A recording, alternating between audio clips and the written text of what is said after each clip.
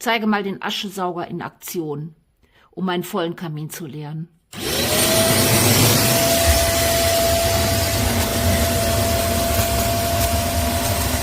geht wirklich blitzschnell.